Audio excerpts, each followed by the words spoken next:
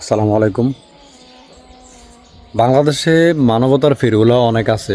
তরসব বিলাল ভাই আছে, তারপর হচ্ছে আপনার ফেরি মোশন জুয়েল ভাই, অনেকে আছে।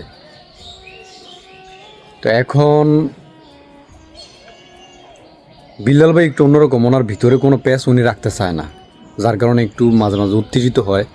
কেউ যদি কমিটমেন্ট না রাখে উনি একটু উত্তেজিত হয়।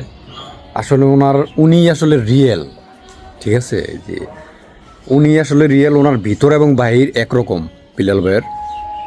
আমি বিষয়টা বুঝতেছি। আসলে সর্বোপরি আপনারা এটাই চিন্তা করেন